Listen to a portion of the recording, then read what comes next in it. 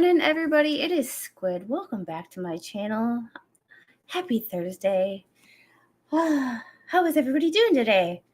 Oh, we have a spicy one today, and it's gonna get petty. That's all I can say about that one. Oh Lord, oh yeah, oh Lord. Oh yeah. Oh, Flash fan, good morning. Please like, sub, and share. This is an awesome community. Yes, you will hear things from this community that you might not agree with, but guess what? All opinions are welcome if you can back them up with facts and you don't judge anybody else for their opinions, that they came to those conclusions based on the facts that they were given. Doobie. And Ungung Hero, thank you for gifting 5 Squid Protocol memberships. I always appreciate you. You are amazing. And they went to Mr. Sega, Elaine, Kirby the Lurker. Ooh, Kirby, you better not be lurking. I'm gonna find you if you're lurking. She Lion 2, Deftones Andy, and Granny Peggy. And hello, Squid. Never apologize for being a mom. I try not to, but you know. Good morning. I'm here when she hit the button. YouTube, why was I 12 seconds behind? I don't know. Good morning, Janet. Flash fan, it is going. It's been a good day. Yeah, Slug, oh Lord, get ready. Hold on to your granny panties. Yeah, let the fun begin. And go. Timer started. Oh, this one's a this one's a doozy in itself. Good morning, Squid Mods and everyone in channels. I'll be listening. Hope everyone is doing well. Oh, yeah, I know you do. Good morning, Tracy, and anybody I miss. It's Cheesecake Day. It is also VE Day, the 80th anniversary of VE Day. That's not the health condition. It's victory in Europe. It's when the Nazis surrendered. It's when they finally admitted that we kicked their asses. Yeah. Will she pull a rackets and cut a deal, or have she have the hubris to take it to trial? I think she's going to pull a Sarah Boone. We've now turned Sarah Boone into an action verb. She's going to Sarah Boone it. She will never admit that she is wrong. She will never admit that she is wrong. And the things that might have been wrong are an accident. Because to admit that you were wrong and that you made mistakes takes some humility. And I don't believe that this chick has any. All right. Good morning, King Paco. How are you doing today? Oh, King Paco, if you have not heard of this story, and anybody who has not heard of this story, it is a doozy. Holy crap. I started covering this when I first started my channel. Holy goodness. Oh, my Tammies are here. Yeah, after reading her press release, we're never going to take a deal. We will get into that too. We're just going to hop into David Gingras' blog. This is the lawyer that is comparable to BBB. They are like Flash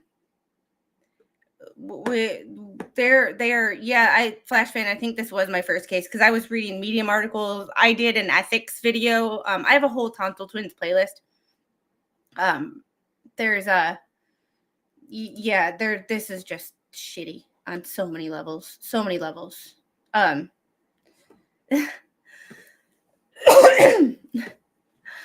Well, 5 minutes timer stopped. Well, it's because Jingris and Bruce are like butt brothers. I swear. They're like the same person. Angel, this y'all, I am going to be right back because someone just brought me an unopened thing of Pedialyte when we have 2 in the fridge. We don't have juice in this house. When she says juice, it's water and Pedialyte. So that means that she wants a little bit of a Pedialyte in her water because she managed to get this out of the cabinet by herself. And I will be right back.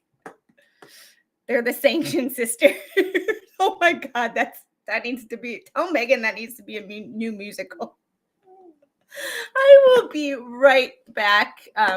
Because when she carries this all the way into the bedroom or the office, yeah, it's a serious. And before we have a toddler tantrum over something as simple as Pedialyte, I'm gonna go get her some Pedialyte. Y'all go get yourself some caffeine or a stiff drink if it's that time of day where you are, because you're gonna need it for this. Be right back. Our hearts beat to the city streets. We began to feel the fire. We rise like tall buildings as the chemicals, they take us higher. The night's young and it's just begun as she puts her hand in mine. We wanna chase the night, wanna dance to the light, pull stars from the sky, just two hearts running wild. Never sleep, never stop, as we shout from the top. We're gonna be two hearts running wild.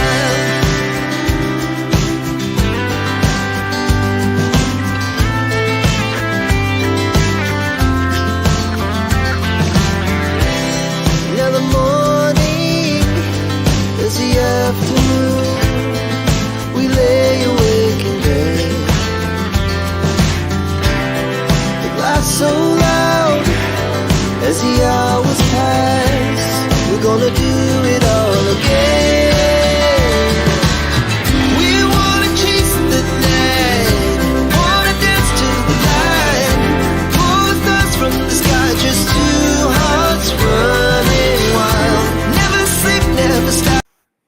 Thanks, guys, for your patience. I had given her water before we started this, but and a snack and a post breakfast snack. But apparently, I didn't give her what she wanted, and she went all the way in the back of the cabinet and grabbed an unopened bottle. My smart girl. Oh, I bought the album this is on. This is the only song with lyrics. Yeah, I didn't make this. Somebody made this for me. It's electrolytes. It's what squidlets crave. Yeah, it's one of those things of we gave it to her when she was sick with the COVID, and from then it's like none of us drink juice. Like it's this and water, and since she can't have this, she gets Pedialyte. And every once in a while she gets chocolate milk, but for the most part she gets water. So I am not singing in that song, but when that song starts, she starts singing. I have a singer now. Sanction Sisters, the movie, sponsored by Turtle Wax, Samsonite, and Photoshop. Oh my God. Sorry, I just got to take a minute for that one. All right, so we're just going to get started with this big old funky. All right, for those of you who don't know this case, who haven't heard of this case by now, I read the charging documents yesterday, the indictment, 7 counts, 7 felonies. If I read the Arizona statutes correctly, which there is a chance that I screwed that up because, I'm not a lawyer. And these things were written by lawyers and people much more smart in that area of life than I am. Minimum of 12 and a half years if convicted on every single count. 12 and a half years. Yeah. And David Gingras, her lawyer for the non-paternity case. Oh, and if y'all get migraines, y'all might want to take some migraine medication just to preemptively strike on this one, because this is going to be a yeah. He has a blog. Yes, in 2025, a lawyer has a blog. And this is yet again one of those lawyers who talked about active cases. I don't know. I've never seen anybody that I've ever followed in LawTube talk about active cases that they're involved with. They always talk about personal-wise past cases that they've dealt with, but they've never talked about current cases. I have to turn that off. My eyes are gonna. This is gonna get to me, so I might as well just stop before it starts. I've never seen people talk about active cases like these two lawyers, David Gingras and BBB. They are, no, no, blogs are not still a thing, but Gingras has a blog. Oh, yoy. All right. Patrick, thank you for the $3.97 for a new bottle of Pedialyte. Angel, you have a new bottle of Pedialyte incoming. Oh, I appreciate you guys. All right. His blog on his website, you can read it yourself. It's jingrislaw.com. American Injustice 2025 style. Yeah, you're still writing a blog in 2025. But that's neither here nor law offices of Deuce and Dingus. Hire us and we'll screw up your case 7 ways to Sunday. Oh, shit. I just, okay. And I titled this TDS Lawyer. And whatever you think about politics, her case has nothing to do with politics. Her case has nothing to do with politics. And you will see how he laces politics through this. And it's like, what the absolute... Trump is living rent-free in his head. All right, let's get this started. Wow, this is a strange time in American legal history. We have a convicted felon in the White House, a man who a jury also found liable for SA and lying about it. Anybody who has some sort of common sense can realize that the way those trials were ran and the way those judges were, if you actually watched and listened and read transcripts, there was some shady shit going on. And it doesn't, like, you just know that, like, there was some shady shit. And someone saying, and he wasn't found liable for SA, he was found liable for defamation. No. And wouldn't saying that he... Okay, so I'm confused for a second. So Donald Trump was found liable for defamation against that lady, not SA. So by saying a man who a jury also found liable for SA, wouldn't that be defamation against Donald Trump? Couldn't Donald Trump sue David Gingras for defamation because he basically accused him of, or basically said he was convicted of a crime that he wasn't convicted of? I mean, if you really want to be petty about it, let's be petty. Anybody want to send this to the White House and see what Donald Trump has to say about that? I mean, you want to go full petty? We could go full petty. Like, but he was found liable of defamation. I don't think he was found guilty of SA, but we can Google it. Not found guilty of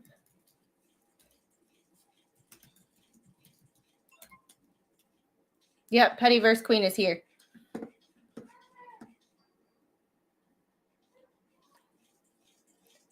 Oh, liable for essaying and defaming, but he was not found guilty of ARPing her. So,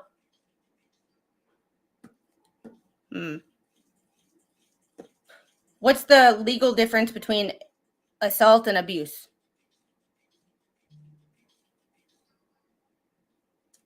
However, the lawsuit's conclusion appears to have led some to believe that Trump has been convicted of ARP and use that to attack him on social media when he hasn't. While E. Jean Carroll lawsuit was a civil trial, the fact that the jury was asked to consider the evidence as whether Trump ARPed, essayed, or forcibly touched her might have led some to believe that the matter was criminal or otherwise intimated criminal guilt. Although understanding the distinction between civil and criminal procedure is quite simple, some of the terminology used in the reporting and commentary surrounding the case has not been as easy. To access the accuracy of the claim, here, this is from Newsweek, has not been as easy to access the accuracy of the claim and the finer details. Newsweek spoke to several experts on U.S. civil law. To start, it's useful to know what standard of quality of evidence the jury in this civil lawsuit used to make its judgment. Its conclusion was based on something called preponderance of evidence. UC Davis School of Law professor told Newsweek that meant the jury must find that it is more likely than not that the plaintiff's key contentions are true. So he was not found guilty of ARP. Like, they're actually discussing that on X, whether they could go after the women who accused him with zero evidence 30 years after it supposedly happened and related accusers. Yeah, and that's the thing. There's the thing. So he was not found guilty of, I love you, Tammy, but he was not found guilty of essay. In civil trials, unlike criminal trials where it's innocent until proven guilty, in criminal trials, or in civil trials, it's the greater preponderance of the evidence. The jury must find that it's more likely than not the plaintiff's key contentions are true. So it's you're true until proven otherwise. So you have to prove that the plaintiff's allegations are not true. So it is a lawful law. It's yeah. And thanks, Unhinged Hero, for the $5 super chat. Not only do they talk about their active cases, but both are wrong on nearly every take about those cases. Yeah, that's true too.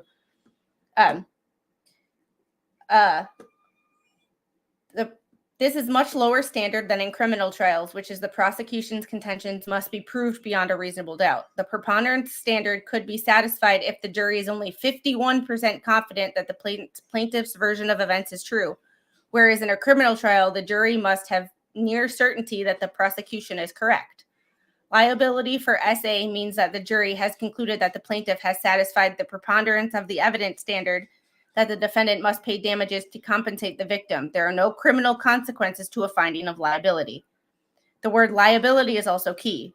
Notre Dame law professor and expert in complex civil litigation and procedure told Newsweek, civil cases do not speak of guilt or innocence, but instead use the language liable or not liable. So it is accurate to say that Donald Trump was liable for battery and defamation, but not that he was found guilty of battery and defamation. Language is important. Language is important. Read what the judge has said. It was not SA because of New York law. Also, if he was guilty of SA, he would have been tried criminally. And she would have pressed criminal charges. Because I believe SA is one of those laws where there's no, or those crimes where there's no statute of limitations. Yeah. They need fewer grounds in civil. Yeah. So. Flory added that to satisfy, all three possible findings are SA, forcible touching, are forms of battery. So finding that Mr. Trump had engaged in any of these would be sufficient to hold him liable for battery. The most precise way to say would be something like the jury found by a preponderance of evidence that Mr. Trump SA'd Ms. Carroll and therefore was liable for battery. Which forcible touching these days could, by someone's thing could be You know how some men touch women on their small of their back when they lead them through a door. Women will say nowadays that that's forcible touching. So it's also about interpretation. Yeah, no statute of limitations. So if she truly believed that he arped her, she'd be pressing criminal charges, or she'd be pushing for criminal charges to be pressed, and she's not. So, yeah. So, Flory added that to satisfy the liability for ARP, Carroll would have to demonstrate by preponderance of evidence that Mr. Tripp penetrated her with his as Spawn Trooper says, man sausage. Weirdly enough. So if Trump was found liable for battery, why were terms like SA and ARP brought up in the reporting? Carroll's case was brought to trial following the passage of a 2022 Adult Survivors Act, which extended the statute of limitations for crimes of certain sexual contact, in which the original statute of limitations expired, as it had in Carroll's case. That's why. Signed into law in May of 2022 by New York Governor Kathy Hochul, ASA gave survivors of sexual violence a 1-year look-back window to sue their alleged abusers regardless of the statute of limitations. The legislation was passed by New York lawmakers as part of a broader reckoning over accountability for SAs, and Carroll indicated she would use the new law. And that's fair, but just because you were touched in a way that you found uncomfortable also does not mean that you were ARPed. There is a big difference. So for the news media to say, to interchange those things was very, it was very,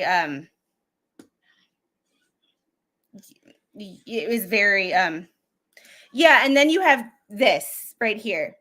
I've stopped holding doors for women after someone yelled at me in college. I can open my own door. Next day I let it close in her face and she got mad at me for that too. Can't win. Yeah. There's no way, there's no winning. Like, there's no winning. Like, there's no winning. I saw a video a couple weeks ago. It was a video of in the gym. It was a woman being spotted for squats, and the comments were like, he shouldn't be touching her there. And it's like, that's how you spot someone for squats. Sorry, heavy squats. That is how you spot someone. If she was uncomfortable with it, she wouldn't have asked him for a spot. Like, it's like, tell me you don't know what you're talking about without telling me. It's the people who don't know what they're talking about and they make comments in comment sections like, he shouldn't be doing that. She didn't have a problem with it because she asked for the spot, which means she knew that he was going to be touching her. And 2, if she had a problem with him doing it, she would have said, hey, can you spot me differently? Yeah. So it's for people to use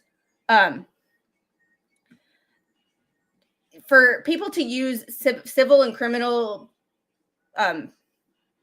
liability or civil and criminal standards interchangeably, and also those battery and SA and ARP interchangeably, like they're all the same thing, is not is inappropriate and irresponsible, because it's like the game of telephone. It's like, oh well, it's like I tap this person on the shoulder to get their attention, and it's like, oh, then correct. Like it just gets worse and worse as the time, yeah. So it's one of those. Also, if he was doing something wrong, would it not be filmed? Well, I think it was back in the day when that stuff didn't exist. So I don't exactly know. Yeah, and yes, so when leftists have a problem with supporting felons. Yeah, maybe harassment, but not SA. Yeah, and there's a big difference between that too. There's a big difference between the harassment and SA. And people use things interchangeably and they shouldn't be. And also people use terms like, I don't know, the ists, misogynists, racists, and all the ist words so frequently that when those things actually occur, no one cares. It's not that no one cares. That's a wrong way of putting it. But like when situations where people actually are in those instances and those shitty situations actually happen, it's like crying wolf. It's like when it happens when people say it and it waters down the meaning of the word. And that's what I hate. And I feel like that's what Gingras does all the time, is he waters down the meaning of words. And freaking Bubbles does it too. He says shit so many times that he waters down the meaning of the words. But to put Laura Owens and Jean Carroll in the same freaking paragraph is like, I'm sorry, Clayton. No offense to Clayton Echard at all, but to put Clayton Echard and Donald Trump and a Supreme Court justice in the same paragraph, in the same standards. Clayton Echard was a freaking never mind. Donald Trump was too. Reality show star. So it's like, yeah. Could you imagine gym teachers training students how to correctly use gym equipment? Yeah. It's internet neckbeards have never been to a gym. Yeah, it is.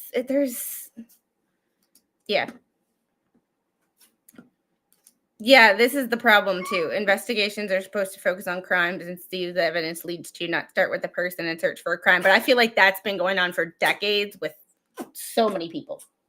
That's not that's not limited to this person. Mama. Yes. Yes, the news gets paid, and I'm not gonna lie, the clicks, I see, the ad revenue for in a stream like this with 39-40 people versus like a what the hell stream with 400. I see the difference in ad revenue. Is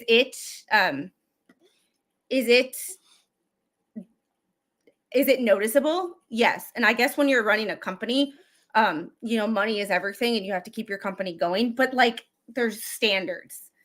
And I'm hoping that Slug with his fancy journalism degree now can hold up some of them standards, because it's like, interchangeably, like pro bono and on contingency. Yeah, those two aren't the same thing. Like, yeah. They water down the actual instances of those issues. And when people like the believe all women thing, I hate the believe all women thing, because then people start to not believe any women because women lie. The Trevor Bauer situation, for instance, Lindsay Hill. When you get all those people, you start, like me, I start to like, I'm hypercritical of women. I hate women. Like 95% of women on the street, like I don't want to be friends with them, because that's why most of my friends are guys, because they're easier to get along with. There's less drama. They tend not to lie as much about the stupid shit. Men still lie too, don't get me wrong, but they tend not to lie about the stupid trivial shit. And like, it's just y'all know where I'm going with that, right? Like, it's just women lie about stuff like this, and it takes away the women who do lie about stuff like this, like the Amber Heards of the world. They take away from the people who are actually abused. They take away from the women who actually are in situations where they need help, where they have to go to places like the Sojourner Women's Center in Milwaukee. There's like, when you lie about shit like this, you take away from the people who actually need the help. And it's like crying wolf. When you say it over and over and over again, people tend not to believe the people who actually are telling the truth. And it just sucks. It's That's why I hate liars. I hate people who lie to other people, especially about stupid shit. Yeah. Interchangeably like missile cruiser and F-18. Don't they both float? No. All right, let's get back into this. A woman who don't like women, isn't that a contradiction? I have female friends, but most of my female friends, like my female friends are like me in the sense of like we have the same attitude about certain things like that. We are not streaming to a TV. Angel. I will do it. I love you. Okay. He's at work. All right. So let's get on with this, since this is why we're here. We have a justice on the U.S. Supreme Court who is accused of essay and lying about it. Yeah, she couldn't remember. I remember this one. She couldn't remember time, place. She couldn't remember names of people. Like, she couldn't remember anything. And it was 30 years. Like, Mama. Angel. Do you want to FaceTime Grandpa? Yeah. Okay. Okay, hold on. You got to go over there if you're going to do it, okay? Okay. There you go. You have to hold on to it, though. You have to hold it. She's starting to do this thing where she acts all shy. Like, yeah, we derailed. No, it's we're breaking this down, and we're breaking down why I think David Gingras is not credible.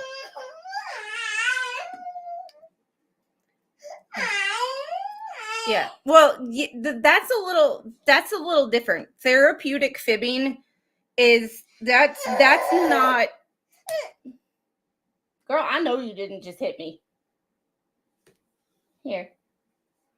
That's a little different, because that is when you're working with a dementia patient.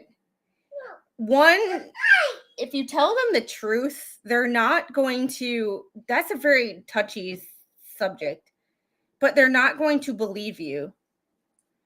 Two, it's going to create an argument, and someone with dementia having an argument, it's a no-win situation, and then you're just going to be angry. They're just going to be angry all day, and it's just going to be bad. So it's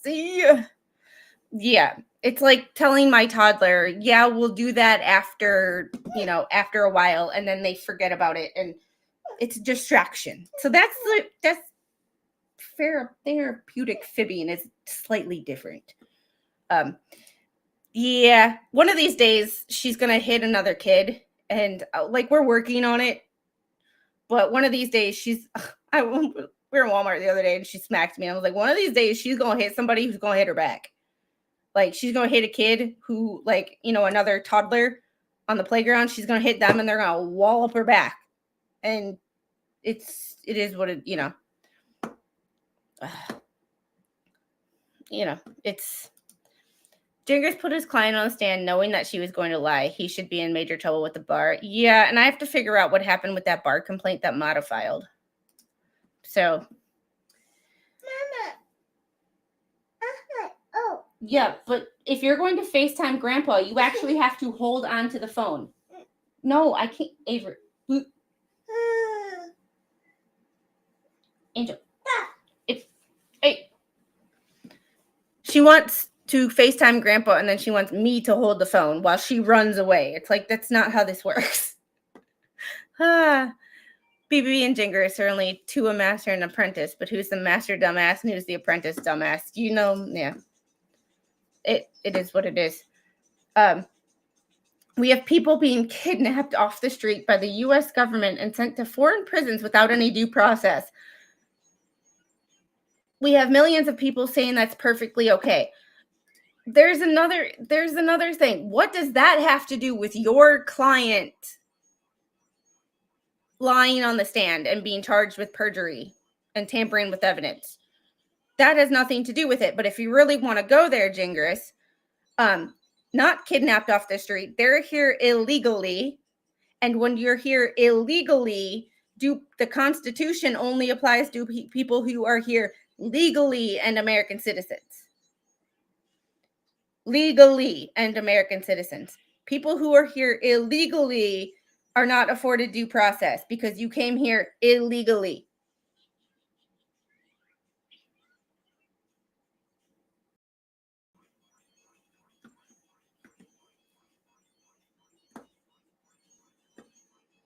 Oh, Tammy, I had a patient one time. He was like, he had to be in his mid-90s, confused as all get up.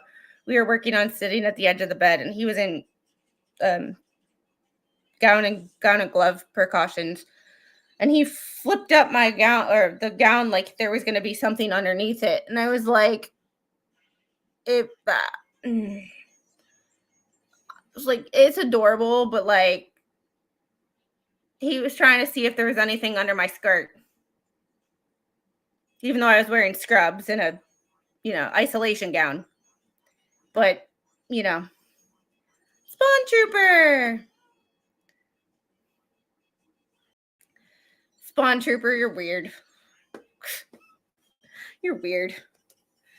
Yeah, he was adorable, but like we were working on sitting balance. And so I was sitting in front of him and I had my knees on either side of his knees to keep him from going this way. And I had my hands on his hips. Oh my God, could you imagine working as a therapist and somebody being angry with you touching them? Like, you know how many times I've like put my hands on people's hips and like, been up close and personal with someone who is missing half of his face. It's been a trippy career. Show the comment. I'm not showing the comment. People can go back and read it. But like none of this has anything to do with his client lying in court and being charged for it.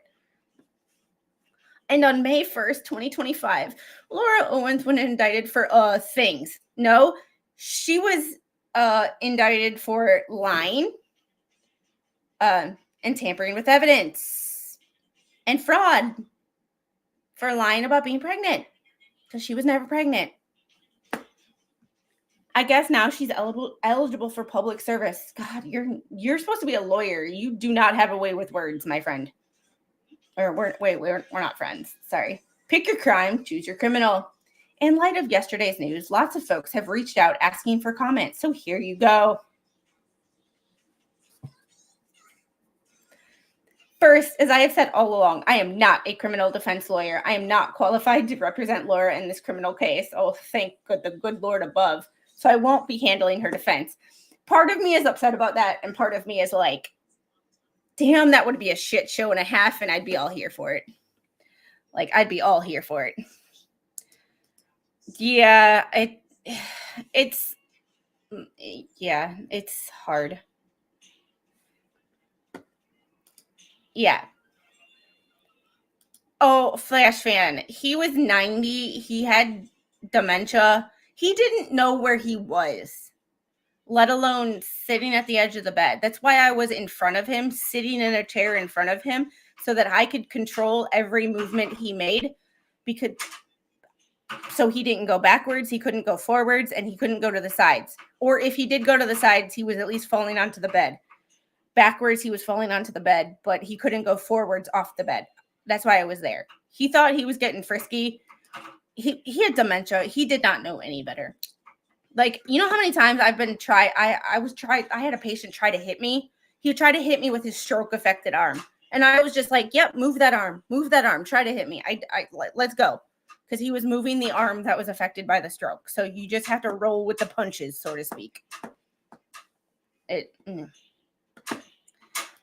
I think this could help Maritini, because this could get rid of that, because she decided to renew that protective order. So this could make that protective order go up in smoke. So, yeah, in his mind, he was most likely in his early 20s or teens. Yeah.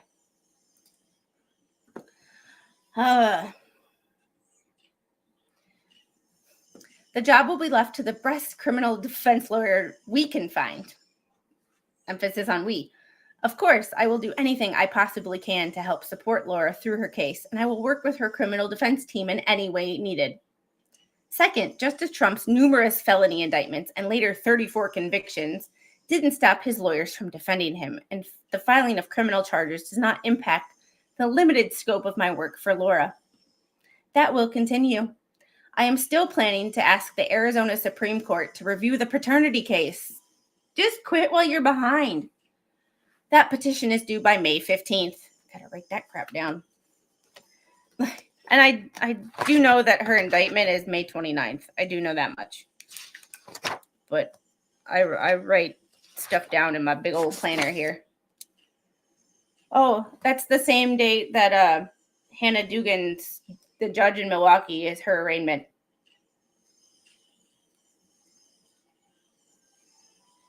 Oh boy.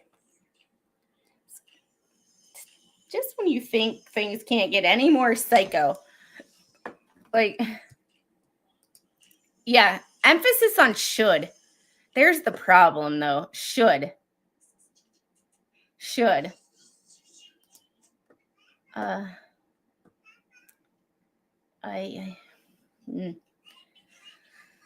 I will move forward with that filing as planned. Can't wait to read it.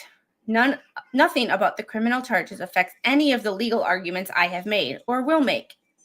So my approach remains unchanged. No, your approach should change 100% because you lost the damn appeal. The appeal has always been about protecting the rule of law, including the procedural rules and the Constitution. Even when someone is accused of a crime, they still have a right to be treated fairly within the limits of a law. And remember, she's only been charged with these crimes. She has not been convicted yet. All the evidence that we have seen in the other case, in the paternity case, points to the fact that she is guilty, but she has not been proven in a court of law that she is guilty. So, third, while I am not a criminal law expert, not an expert in anything from what I've seen, based on what I know about Laura's story, I find the indictment deeply concerning and more than a little confusing. What's confusing about it? Specifically, at least based on what I know today, which may be incomplete or simply wrong, I'm going to go with this one right here. Some parts of the indictment appear to be based on fiction, not reality. Well, a grand jury does not agree with you. For instance, most of perjury charges are based on things Laura said after she notified the court she was no longer pregnant. It doesn't matter. Corey Keith, this occurred in a pleading filed on December 28th, 2023. In that pleading, Laura told the court she was no longer pregnant. That's not, this right here is not the point. And this is that. So I will be posting all of these in the Discord. If I don't already have them posted. It's nice that he provided all these links for us, so I don't have to. Yeah, I'll be going over that on Saturday. I'm going to do a weekend update on some things. Yeah, technically speaking, they're alleged. Corey Keith was in court in January or February talking on her behalf. So no, it doesn't matter. It doesn't matter when you lie in court. It matters that you lied in court.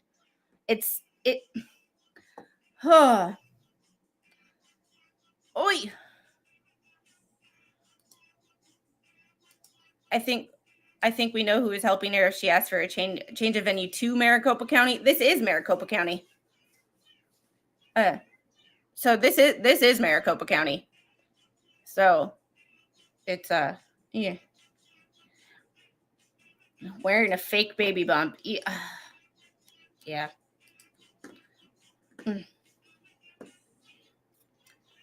Why is that significant? Because as I have explained before, perjury can't be based on just any false statement. The statement must be material. If a statement is not material, then it cannot support a perjury charge, even if the statement is entirely false. That's textbook law. That's also not my opinion. That comes directly from Arizona's perjury statute. Arizona revised statute 13-2702, which I read yesterday, which requires that a perjury charge be based on a false sworn statement in regard to a material issue. Talk about June 10th. June 10th, false sworn statement. June 10th. June 10th. But so what is a material issue? That is the term defined by Arizona statute 13-2701. 13 is Arizona's criminal code, which requires that perjury charge be based on a false sworn statement in regards to a material issue, which says this: material means that which could have affected the course or outcome of any proceeding or transaction. June 10th. June 10th. June 10th. Anybody? Do we need to June 10th? June 10th. June 10th. Yes, this is in Arizona. This is in Arizona. This is the same jurisdiction as Trevor Bauer's accuser, Lindsay Hill. The exact same jurisdiction.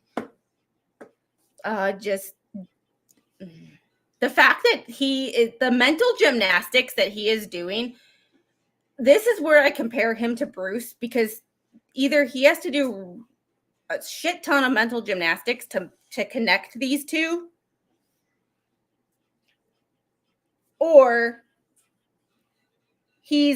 somebody spiked the Delulu lemonade and he actually believes the shit he is spewing out of his mouth. And that's what I don't know about. That's what I can't figure out about Bruce. I can't figure out about him and Bruce is if they truly believe the bullshit that they're spewing, or if they just have convinced themselves to do all these mental gymnastics to make this plausible. Does anybody have any insights on that? Because that's a whole shit ton. That's Olympic gold. That's Simone Biles level mental gymnastics.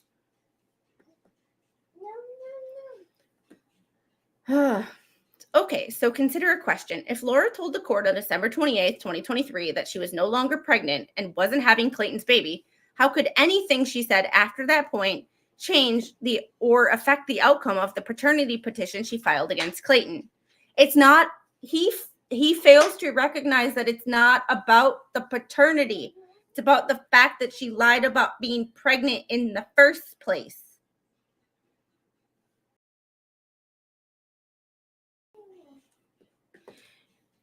Well, he is technically staying on. Oh, Bruce or Gingras? Because there's two. Yeah.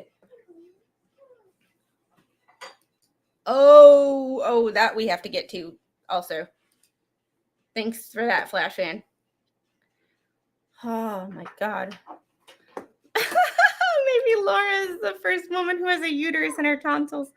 Somebody get that woman an X-ray.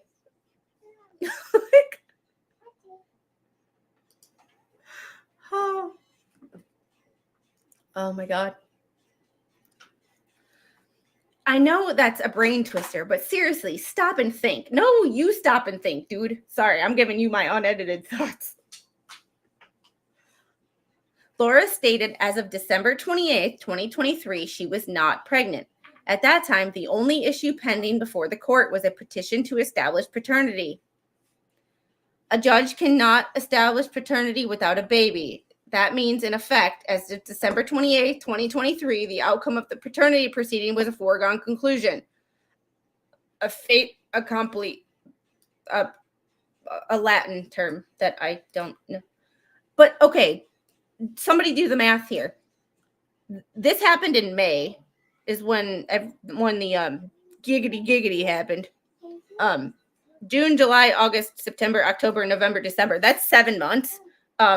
I'm not a math expert, but that's far beyond 20 weeks.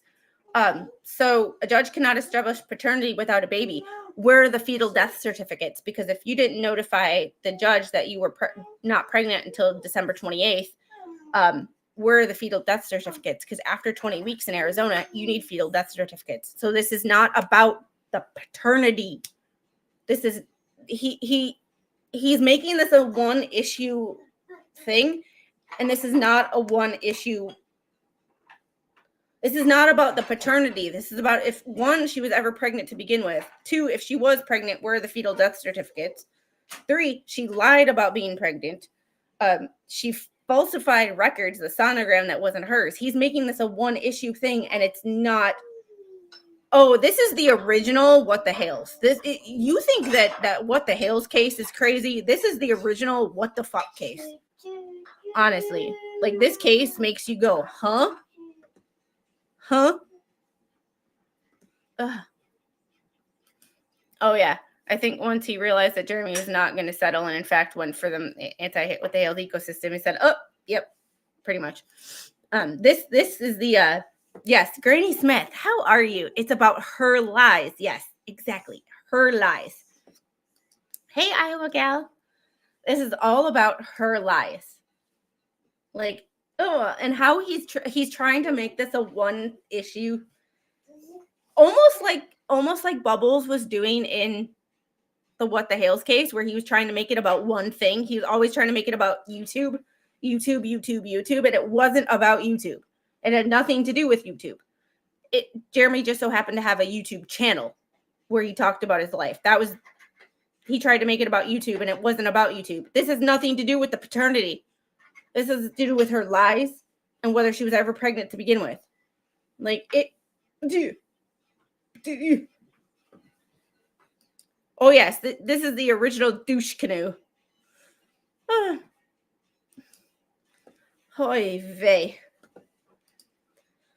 That means, in effect, as of December 28th, 2023, the outcome of the paternity proceeding was a foregone conclusion, a fait accompli. Since Laura was no longer pregnant as of December 28th, 2023, regardless of any lies told after that date, there was zero possibility the case was going to end with a judgment of paternity against Clayton. Without a baby, a judgment of paternity against Clayton was a factual impossibility. It's not about oh, yeah. For that reason, I don't see how anything Laura said after December 28th, true or not, so you're admitting she lied, could have affected the outcome of the proceeding. It's not about paternity. The outcome of the proceeding was decided the minute Laura's pregnancy ended. There was, the issue is, was there ever a pregnancy? And she lied. Oh, yeah.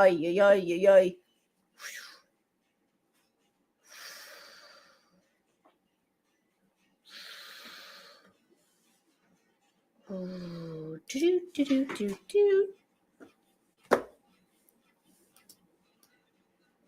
Oy vey. Sometimes you just wonder about people, you know?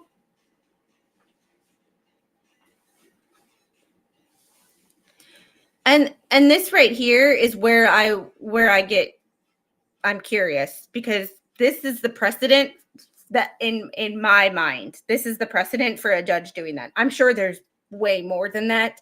But this is the case that I know of that a judge doing that. And Bruce from Oregon, the good Bruce. How are you this morning? Oh my God, I was half listening to Flux talk about this yesterday, but I was on the back of a golf cart, so I was like, it was family time, but like, oh yeah, these indictments should scare the hell out of them. They should. It ended the moment with Swallow, but here's the thing: she didn't do a good job of swallowing. If some got, I'm not gonna get my stream demonetized, but if some got where it shouldn't, but oh yeah, we're gonna get to that. I have it, and I find it very interesting that all of the she links all of the issues. I haven't been. This stuff's been taken over in real life. Mama. Angel. Ice. You want ice? Okay. You go get it. It's right there. No. Yes. Yeah, beautiful. No. You have a piece right there. No. Yes. Oh my goodness. All right. Laura could have lied about 100 things after December 28th, but none of them would have caused a baby to appear out of thin air. How about you make some death certificates appear out of thin air if she really was pregnant? Oh,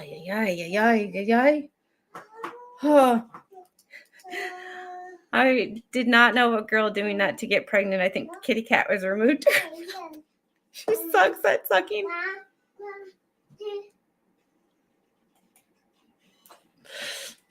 Lauren mentioned Sarah Boone was up to new things.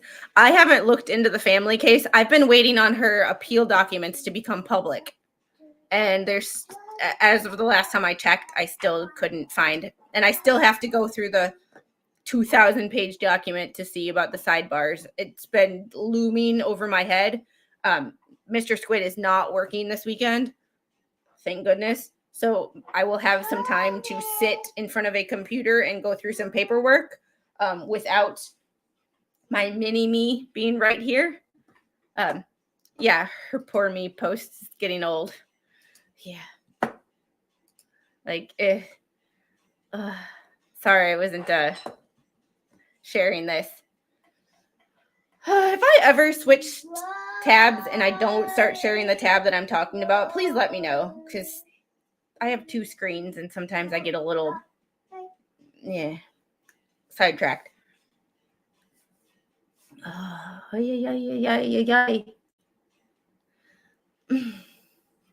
I just can't. Laura could have lied about 100 things after December 28th, but none of them would have caused a baby to appear out of thin air. Thus, none of Laura's statements were material to the issue of establishing paternity, at least not in my view. Well, good thing that you're not the judge. Along the same lines, sonograms cannot be used to establish paternity yet, but they can be used to establish fraud when there's a Fiverr logo in the middle of them. They aren't even relevant to that issue. Thus, they are not material to a petition to establish paternity. No, they're material to establish fraud, which is what she's being charged with. And bringing a frivolous lawsuit. What, Angel? What, baby? Do you want to come up here? You want to FaceTime Grandpa?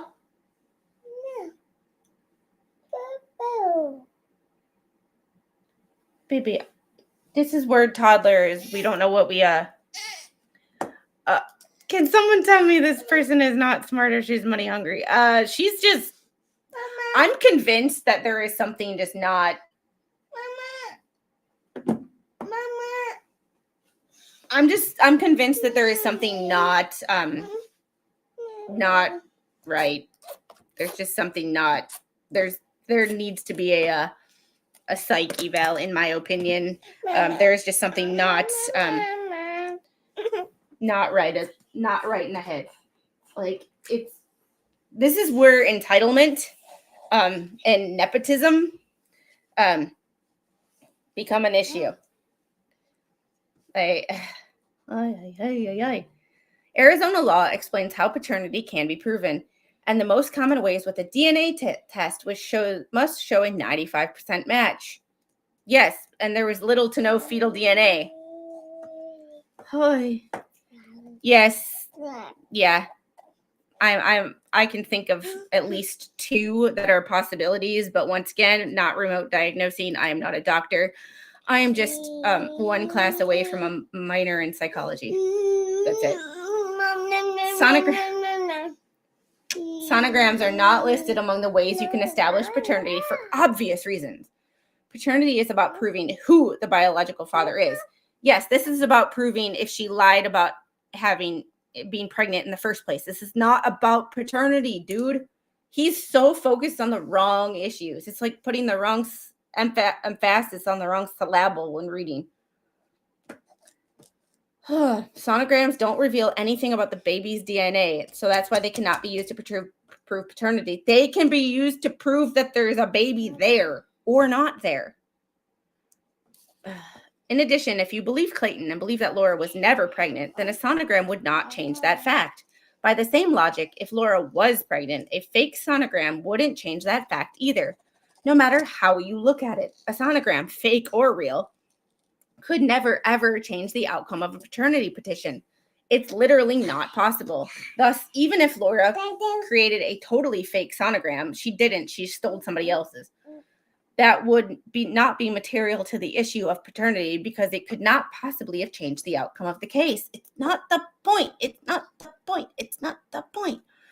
Like, well, the Arizona Appeals Court awarded Clayton another $36K when they denied, so she owes him just under $200K. So now he's just running up her bill. Yeah.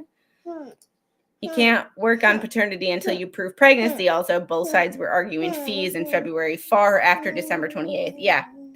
Squid is a forensic pathologist. No. I just like to think I have common sense, and I do have a slight knowledge in college education in anatomy and physiology. It's just a tiny bit. And I've been pregnant. Just to, conjured babies don't have paternity. They didn't exist. There's that too. And it's just from someone who's actually been pregnant, Exhibit A. Some of the things she said about her pregnancy did not make any sense to me. It just did not make any sense to me.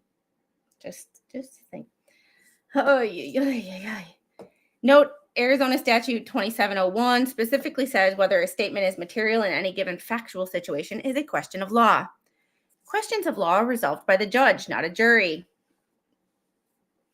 That means if my argument is legally correct, which is not, because one judge already found that your argument sucks, Laura could ask the court to dismiss any perjury charge that was based on immaterial misstatements. Just a minor perjury.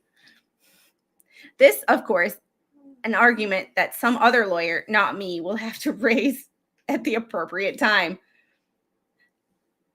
I'm also extremely confused by the last charge. Count 7 says that Laura did destroy, mutilate, alter, or conceal, or remove physical evidence, to wit, exhibits A6 and 7 used during the June 10th hearing. When read literally, that sounds like Laura destroyed 2 trial exhibits, A6 and A7. But we know that isn't true. Both of the exhibits were filed with the clerk in electronic form, and those trial exhibits still exist. Nothing was destroyed. No. It said his reading comprehension really sucks because it says Laura did destroy, mutilate, alter, conceal, or remove physical evidence. One of those. Not all of them. One of them. That's the or. This and or.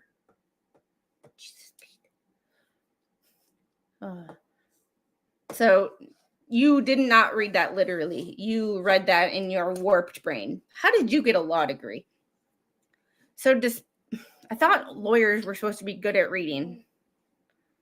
So despite the strange wording, which I assume just tracks the language from the statute, I'm guessing the state is not actually claiming Laura destroyed any evidence. I'm guessing the focus will be on the word alter, i.e. she somehow faked, edited those 2 exhibits. Both A6 and A7 were short videos. Well, that's the video of her sister. Altered is what she did. Yes. Altered. Like, altered. No. Well, when she said she wasn't pregnant, all of a sudden she wanted to drop it. Her other lawyer said, this is the only person who has had more lawyers than Sarah Boone. Oh, Oh, no. Oh, no is right. The allegation is part of the propaganda spread by Laura's haters over the last several years. Exhibits A6 and A7 clearly show Laura with a large swollen belly.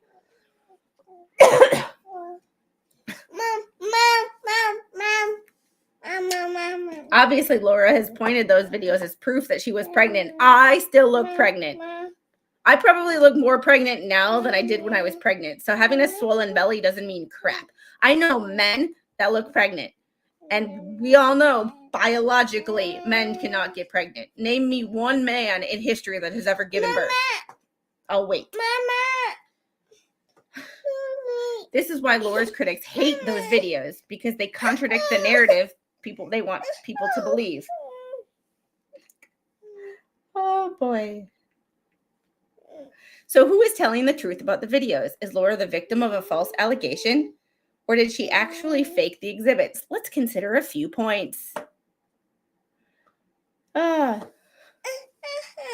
I understand sometimes women can gain weight or experience bloating for reasons unrelated to pregnancy, but sometimes a swollen belly means exactly what you think it does. Here, those videos of Laura's belly were taken 6+ months before I met her.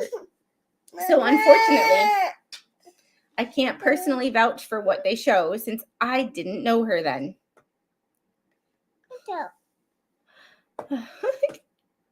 But here's my take. There are strong reasons to believe that Laura did not alter those videos. Here are a few off the top of my head.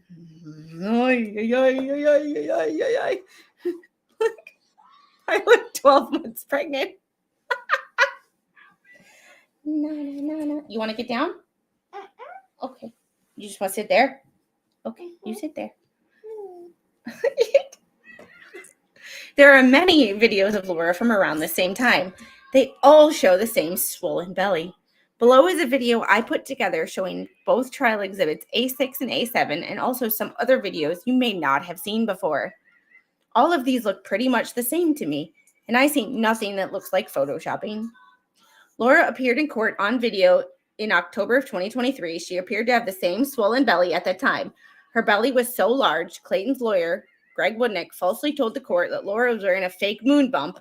Yeah, that was over her boobs. Clearly, Laura could not alter or manipulate the court's own video record. And those videos match exactly how Laura looked in trials exhibits A6 and A7. Yeah, she was in court with a moon bump while drinking a Monster and not having to pee. I had to pee every freaking 5 seconds when I was pregnant. Still have to pee every 5 minutes. Like, I drank 2 sips of water and I had to pee. Like, she sat in a court hearing for an hour and a half drinking a Monster and didn't have to pee. For one, caffeine, no, 1 small cup of coffee a day per my doctor.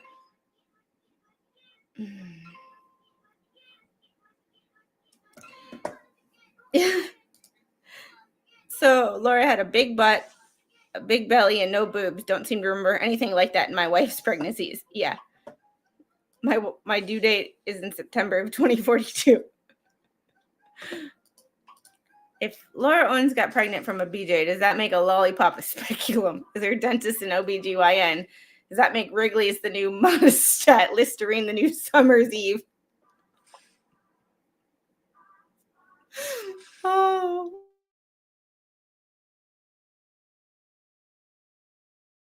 Article about people using Preparation H as a wrinkle cream. Wrong ends. So, yeah, we're just going to say wrong end. Apparently, men can get pregnant. There was a guy in 2008.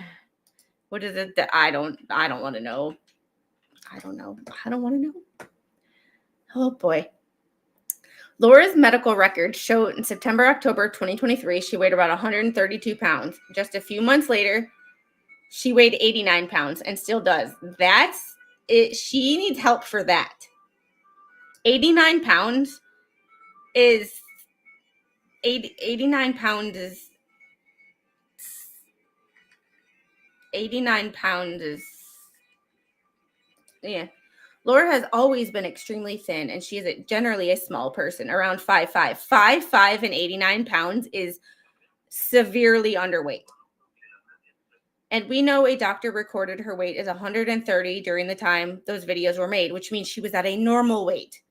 5'5", 130 pounds is regularly a normal weight. That would seem to be a strong proof that the videos are 100% accurate, or she was just at a normal weight before you met her. They show a much heavier person with a much larger belly, which is corroborated by her medical records, which no one has disputed as accurate.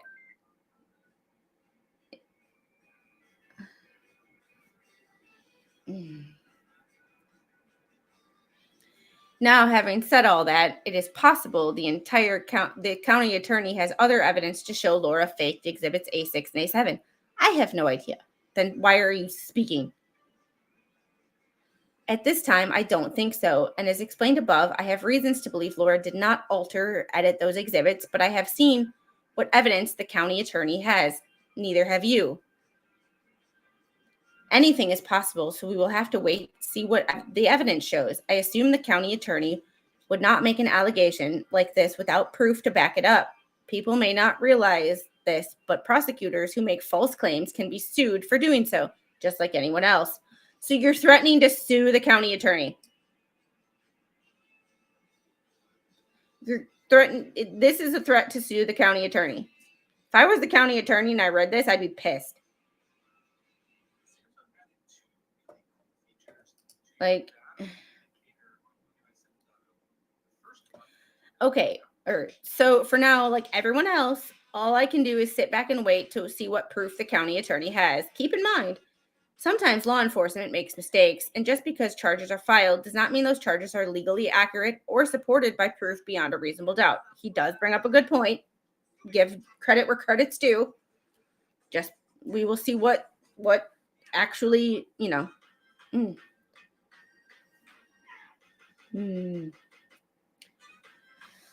I know a certain president of the United States who would agree with that 100%. Why bring politics into this? This has nothing to do with politics. This has absolutely nothing to do with politics. Yet his TDS brain brought politics into this. What? This is why. What? And I started talking about politics, and we looked into certain things because he did.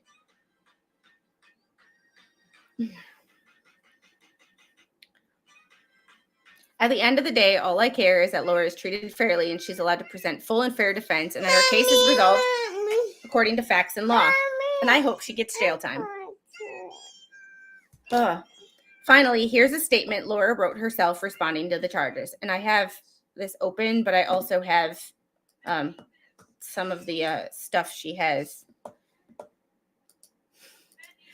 Unhung Hero, thank you for the $2 super chat. He's unhinged. Yeah, and people called me unhinged. DSG is futile. He lost his motions, his case, his appeal, his motions to reconsider, his PR campaign. Yeah, he's just, and yet he doesn't know when to stop. Like, this is when I would just like fade into the sunset. Like, this is just, especially when you were, if I remember correctly, on camera talking about how much you hate a certain judge while waving a pew-pew around. Not something I would ever even think of doing. He did. And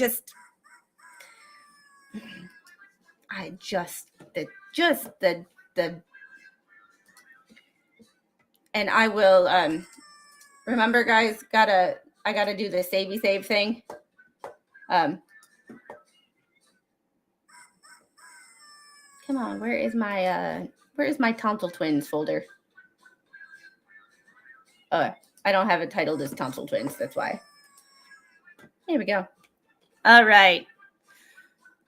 June 22nd, 2024, County Attorney Rachel Mitchell was photographed smiling alongside a Justice for Clayton member, holding a letter that called for my prosecution, part of a coordinated international campaign to pressure her office into filing charges against me.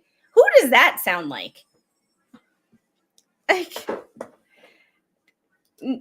No, I don't know. She's listening to some shorts on YouTube. I don't know. He's staying until he can get no more money from them. Oh, who does that sound like? Press release from Laura Owens. Oh, good Lord here. As someone who has never been charged with a crime, I'm clutching my proverbial pearls like a Nepo baby would do. As someone who has never been charged with a crime in my life, I'm stunned by the 7 felony charges announced against me by the Maricopa County Attorney's Office. These allegations appear to be the result of a coordinated harassment, misinformation, and public pressure in the aftermath of a paternity case I filed against former Bachelor star Clayton Eckerd. I'm sorry, but Rachel Mitchell doesn't strike me as the type. She doesn't strike me as the type to be easily swayed by public pressure. And that is why I'm assuming there was a grand jury. And I'm also assuming that this is why it took almost a year. The hearing was June 10th of 2024. These charges were filed on May 1st. 11 months. That's not a quick amount of time. That's a lot of time to get all the evidence, grand jury, hear everything, consider, be thoughtful about it, not rush to anything. It's a very like long amount of time to do this. Since 2023, I've been the target of a relentless campaign led by a group calling itself Justice for Clayton, a faction of Mr. Eckerd's supporters who built an entire narrative on demonstrably false claim that I faked a pregnancy. The accusation became their rallying cry, fueling thousands of hours of monetized YouTube content. Sounds familiar, doesn't it? Reddit threads and social media attacks, many of which dissected my medical history, mental health, and personal life with obsessive cruelty. No, with objectiveness.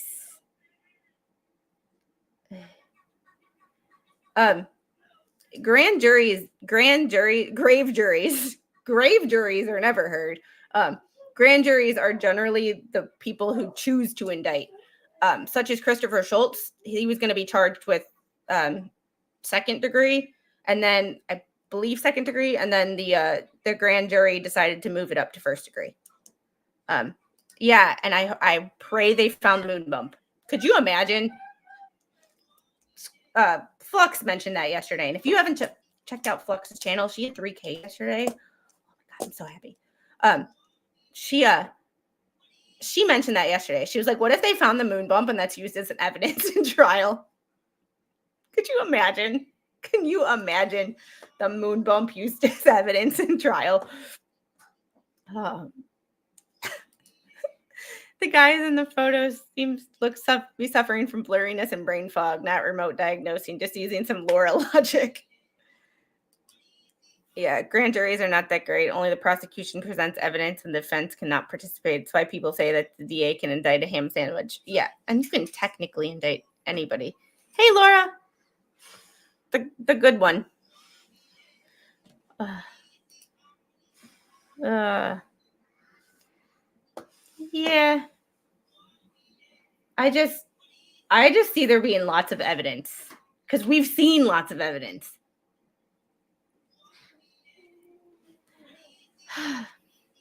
The abuse eventually moved offline.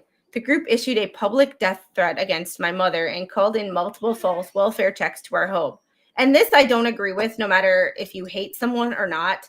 Like this right here, and I'm not going to repeat it. Like that, don't ever do that, guys. Don't ever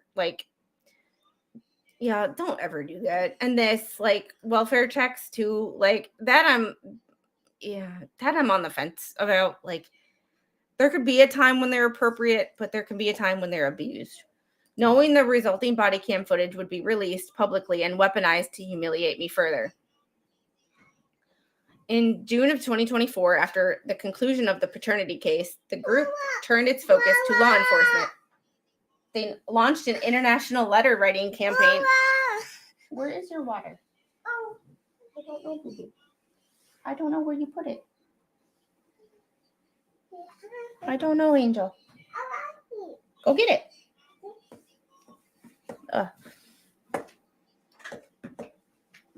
Well, I have to get the little a refill on her water. We are out. I will be back in a hot minute. Thank you for understanding that I am mom first, YouTuber second, and I will be right back.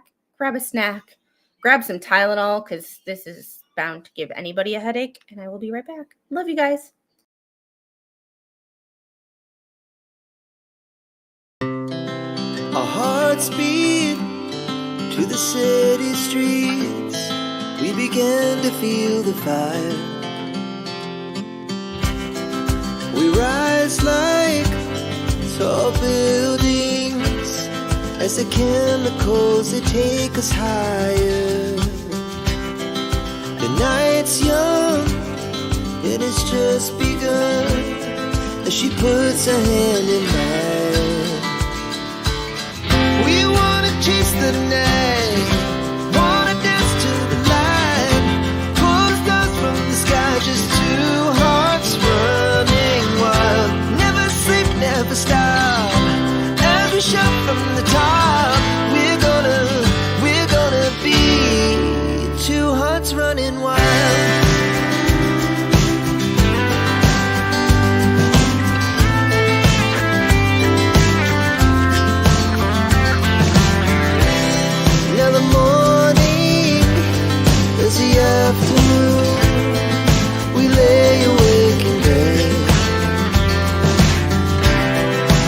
laugh so loud as the hours pass. We're gonna do it all again. We wanna chase the night. Hey guys, thanks for your patience. I appreciate you very, very much. All right, let's get into this fun stuff. Oy vey.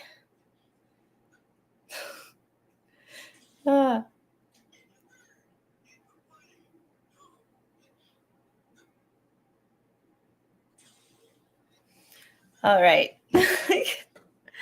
And Patrick, thank you for celebrating 7 months of membership. PSA, don't be a Laura.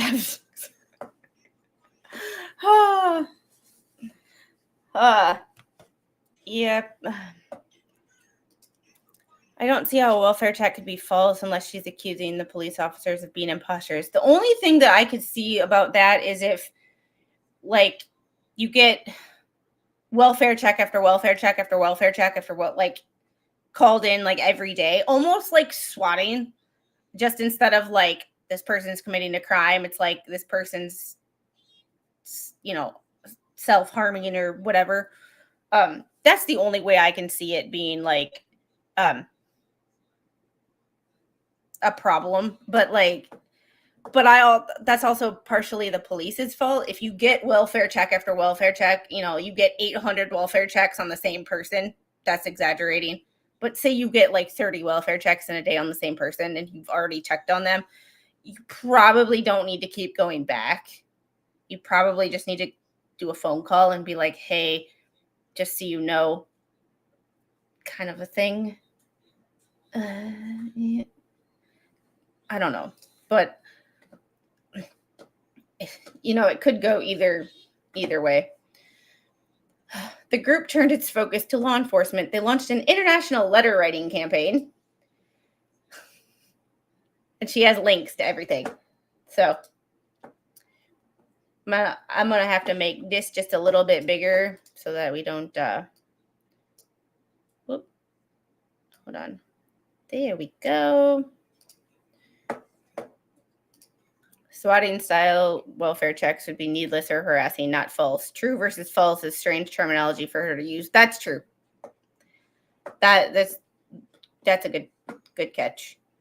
And this was I think I know who wrote this. I'm not going to say it, but I think this was a letter. I think I know who wrote this this style of,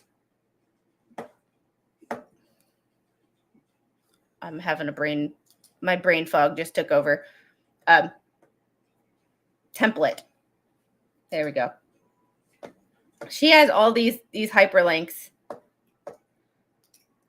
I believe so, if I'm remembering correctly. And Bruce from Oregon is the expert in chat on this more than me, because he was actually in Arizona for the hearing. Bubbles did it. Yeah, blame Bubbles. We just blame Bubbles. He's not here. So I'm going to have to re-find my page every time, so I apologize. Just 4 days after my case was formally referred to County Attorney Rachel Mitchell, Mitchell was photographed smiling alongside a Justice for Clayton member, holding one of their letters that explicitly called for my prosecution. That image was quickly shared by the same group that had targeted me for nearly 2 years, celebrating it as proof that their pressure campaign was working. To dispute that claim, if I remember correctly, she was doing a campaign event because she was up for re-election. I believe she just took a picture. You know how politicians just take pictures with people? And she was just taking pictures with people. And I don't think she even knew, like, who she was taking pictures with.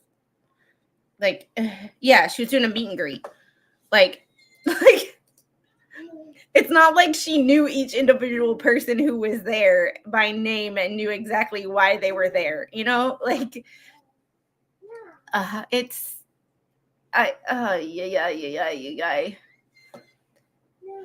But also can be Laura Owens lying, like LP saying she had 27 CPS calls on her. Yeah,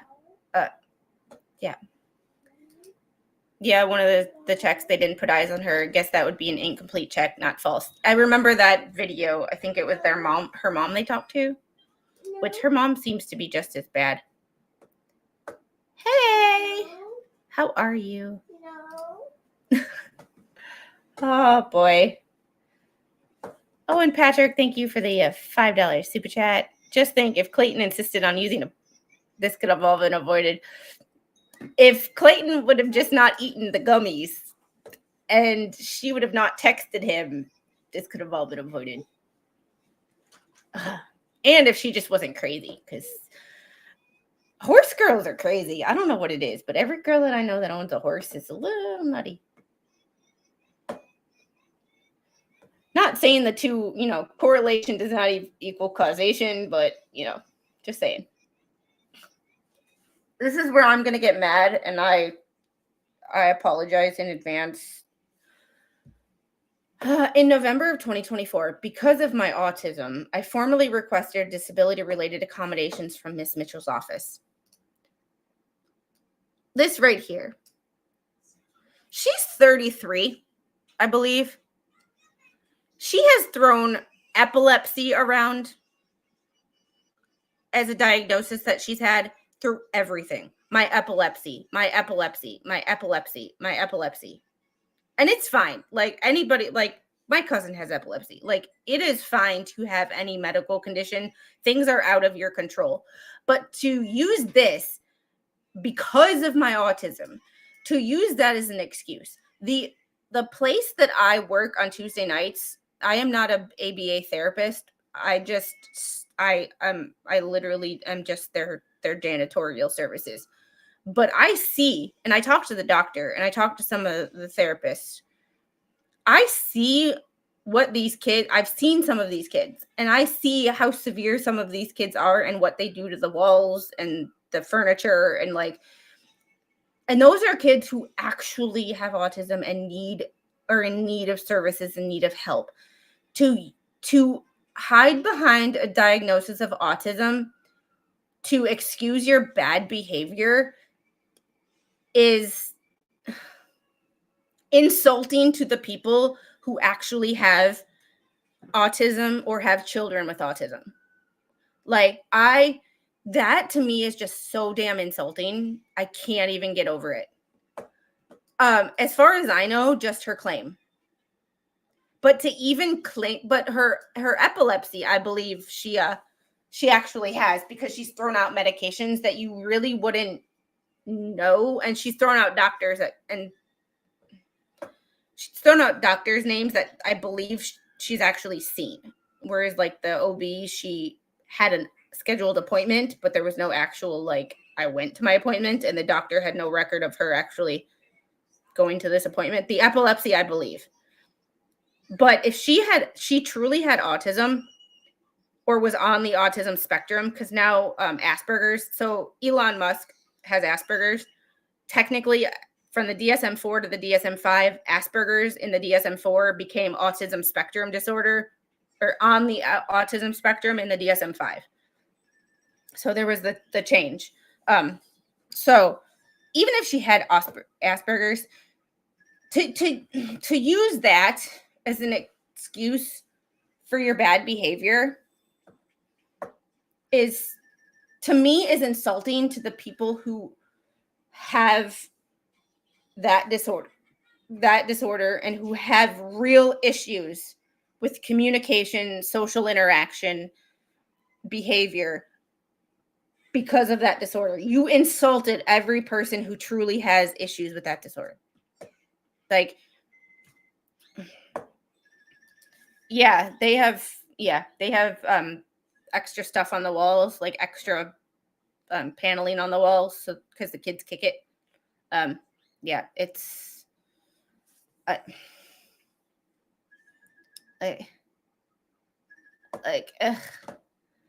just can't. This makes me so angry as someone who worked in healthcare. But when people claim that they have a diagnosis that I truly believe they don't have, And if she can prove me wrong, by all means, prove me wrong. Like, by all means, prove me wrong. Go for it.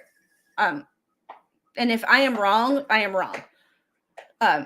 But for people, and this goes for every situation, like people who hide behind, like, oh, I have anxiety. You have minor anxiety. Like, I have anxiety. Like, my anxiety makes me feel that everybody is talking about me or thinking about me when they're really not. I am not the center of attention. I don't want to be the center of attention. I'm not the center of everybody's world. And I know that. But for me to use my anxiety as an excuse for why I can't do certain things insults everybody who has panic attacks in my eyes. So I try not to use it as an excuse, because people have it a lot worse than me. So just like those people pretending to be blind or pretending like they're military veterans when they're not. Yeah, veterans who were only stateside. Yes, everybody who served is a veteran. Like, but you have people who never deployed who act like they did 3 tours in Iraq. There is a big difference. And no, like, you had no control, generally speaking, where you got placed, and people who didn't deploy, fine. Like, but for the people who didn't deploy or who got shore duty to act like they were, overseas their entire career, is like, you're misrepresenting the reality of the situation. And that is, the misrepresentations are what I hate. And they drive me nuts. That's how to get under my skin in 2.5 seconds. I formally requested disability-related accommodations from Miss Mitchell's office. While they acknowledged receiving my request, they never followed up. Did you provide them actual medical documents?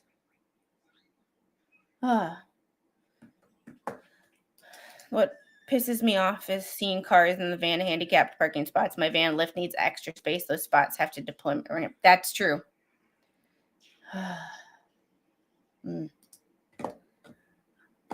Under federal law, that isn't a formality. It's a requirement. If you provide medical documentation, because anybody can say anything at any time. I can say that I can't walk. Is it true? No. Do I have issues sometimes with my balance and walking? Yes, but that doesn't mean I can't walk. They are obligated to engage in a good faith interactive process to determine whether the support was needed. They chose not to. That same office has also never acknowledged that I had a valid order of protection against Mr. Eckert issued in October of 2023. After a contested hearing which the court found by a preponderance of the evidence that he committed an act of DV against me and that there was probable cause, he violated that order in April of 2025. So we have seen, and she links all this stuff. Stop putting it close to your face, baby. There. Let's see what the she violated. Okay, good thing these are all redacted. Suspecting not in custody is known adult. Oh boy. Like, she, like, 4/21/1652 is like, you didn't put anything. Like,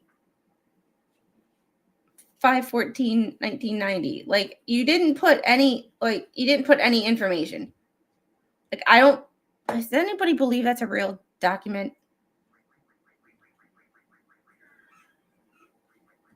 Like, how did he violate it? Usually police reports say how they violated it.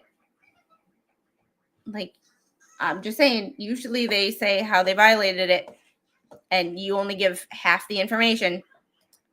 Stop giving only half the information. Oh, this is why we don't cherry pick stuff. In the May 2025 indictment against me, despite sustained pressure from the Justice for Clayton group, the Maricopa County Attorney's Office did not charge me with faking a pregnancy. That would be fraud. Oh my God. Is she really this stupid? Is really this stupid? Maricopa County Attorney's Office did not charge me with faking a pregnancy. That's because there's no Arizona statute that's faking a pregnancy. It's called fraud and perjury. There is nothing in the Arizona revised statutes that say, 702-1, faking a pregnancy. She's stupid. Oh, shit. Sorry.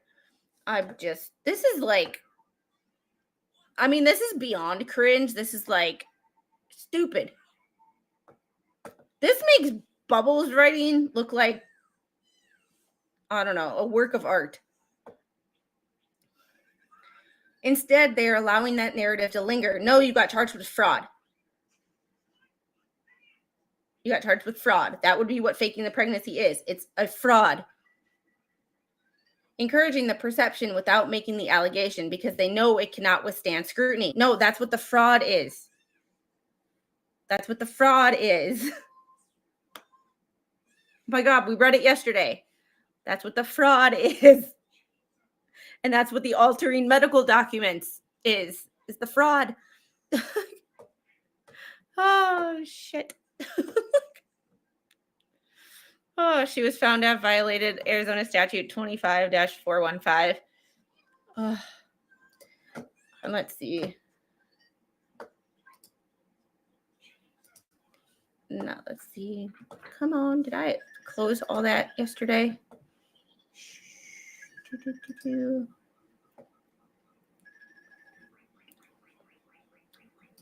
Here, title page 25-415.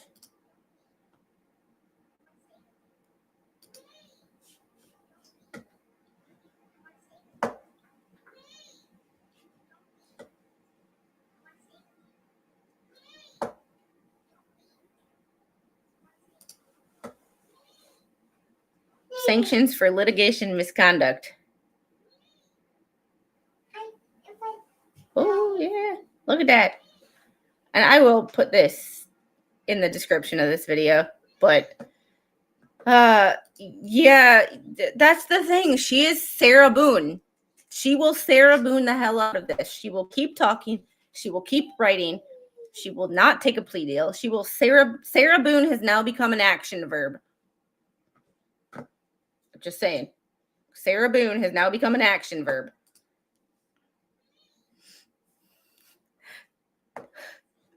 And Unhung Hero, thank you for the $2 super chat. She's a horse girl. She might be autistic. That's bad. And James, are you proud that I know I can easily find the Arizona revised statutes? It's probably the easiest that I've found website to navigate for the legislature that I've actually went through. I can navigate that website pretty quickly. I'm actually proud of myself for that one. Because when you said it, I went straight to the site and was like, found it. Are you proud of me? I learned. I learned something. Culver's is all over the country. The nearest one is an hour from here. There's one in Augusta and there's one in Savannah. So there's we have to go eat away.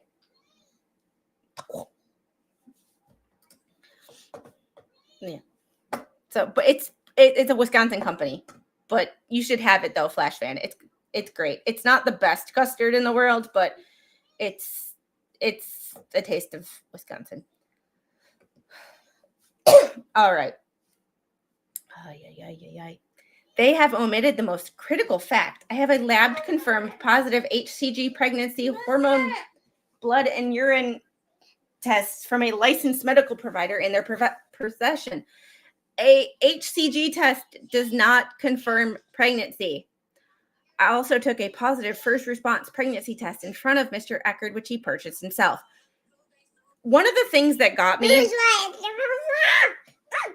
one of the things that got my, you heard it here first. One of the things that got my attention when this first came out and I was first hearing about this, she mentioned a couple of medications that she was on for epilepsy. I looked up the side effects of those medications, and one of the side effects for one of the medications, I will have to go back and look to see which ones it is. But one of them was elevated HCG levels. So she could have elevated HCG levels, which can mimic the first signs of pregnancy, but not actually be pregnant. Yet none of this was included in the indictment. It's not relevant, nor was it acknowledged in the press release. For transparency, members of the press are welcome to contact me directly for temporary access to my patient portal to view the records directly from the medical source. The truth is not hidden, it was simply ignored. These charges appear to be the product of intense public pressure, not impartial judgment. They reflect a system that responded to an online outrage, ignored procedural protections, and moved forward based on a narrative rather than a fact. It is difficult not to see them as part of a broader effort to discredit me, discourage me, and make an example out of me. I intend to meet these accusations head on, and I will defend myself fully and relentlessly through every step of the process. Hoy. Yeah. Conflating an HCG indicator with proof of pregnancy is not sound science. Yes. Most of the women in this chat can agree with me or will agree with me. Not every doctor is the same, but you didn't show positive until 6 months plus with 2 of my kids, but it showed in blood tests. Yeah, I had a positive home pregnancy test. I went to the doctor, and the first thing they did, or my nurse practitioner, the first thing they did was take a blood test. And also, she had certain numbers at, like, she was, well, what? Bruce, you remember how far along she was? Yeah, I tend to start about 9 o'clock, 9:15.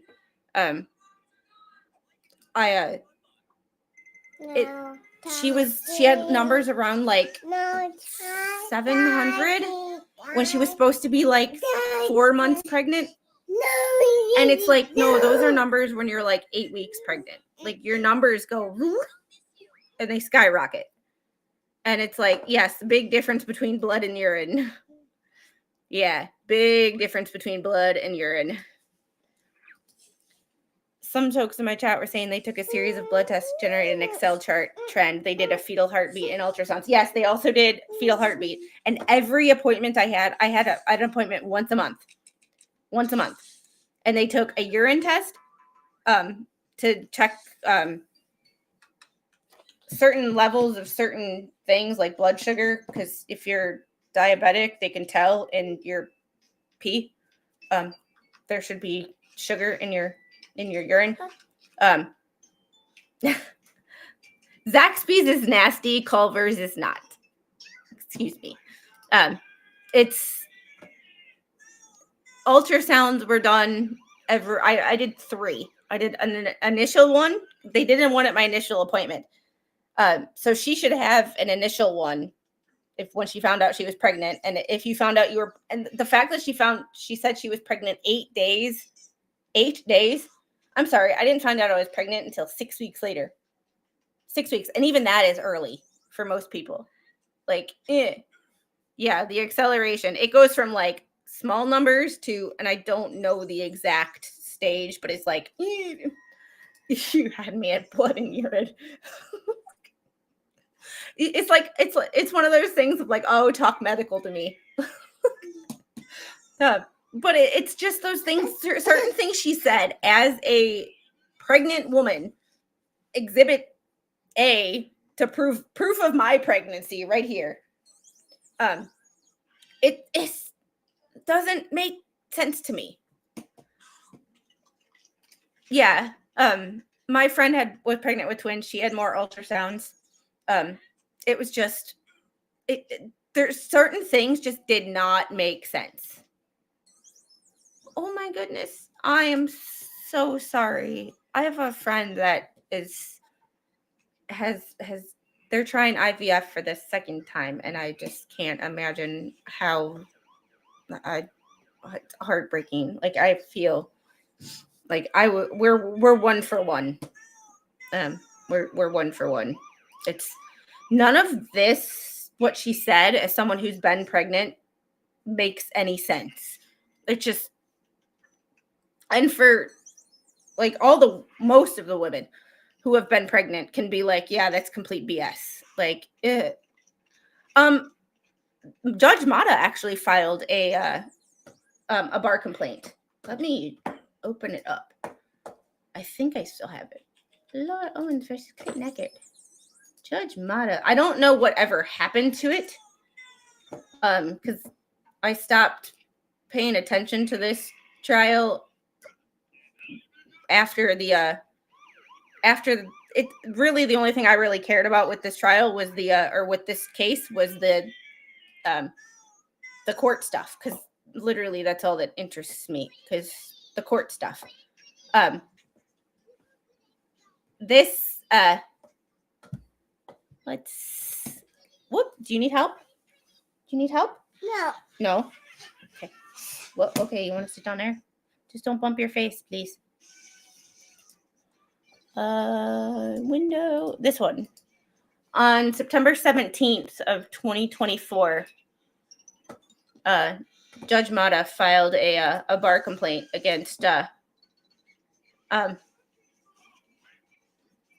Gingras. I don't know whatever happened to it. We could look on the Arizona bar website. Are you silly? No. Are you being silly? Angel, you got to go down there and do it if you're going to do it, because Mommy needs her keyboard. You got to go down here and do it if you're going to do it. No. You weren't using it anyway. She has a notebook that always let her scribble. They are. Sometimes it's hard for me to notice because I'm with her 24/7. 24/7. Except for 3 hours when I go to work on Tuesdays. Let's look at the Arizona bar and see if we can Oh, she opened up my stream on her little phone. Oh, Arizona bar. State Bar of Arizona. There we go. Yeah, that is possible, but to me that's more disgusting than anything. Ugh. Yeah. Oh, James, yeah.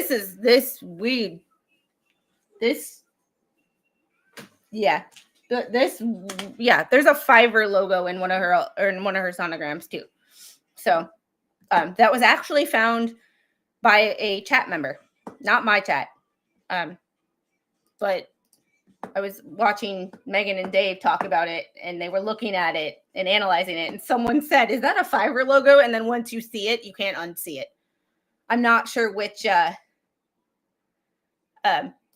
her hit dislike. Let me see if someone hit dislike.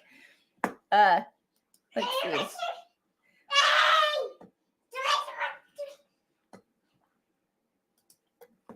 Hi. Nope. So far we're 100%. Which, if I was the bar, I would wait for his appeal path to be exhausted, then work on the bar complaints.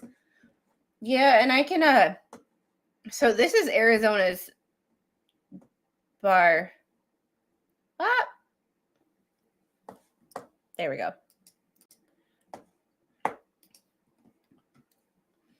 This is Arizona's bar. So we this is where I got the when I did my ethics video.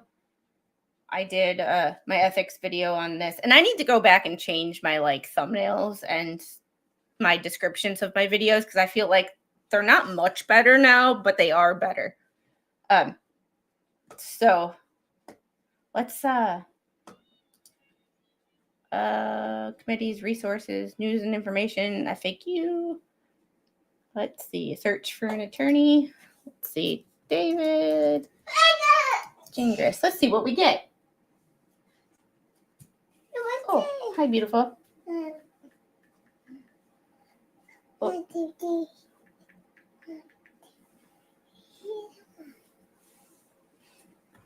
Nothing. committees. Let me know if you see something that I don't, or Arizona is so unfair. Arizona's documents thing is it's so hard. It's like Maricopa County. It seems like I gotta pay for it, and it's like, I'll bet he never talked to her doctors. Yeah.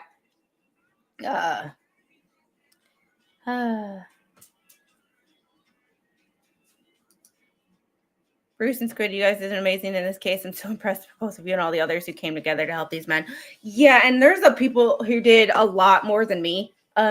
There's people who did a lot more than me. Bruce was one of them. Roslyn, Megan, Dave, Legal Vices did an amazing. There are much more. Big Johnson.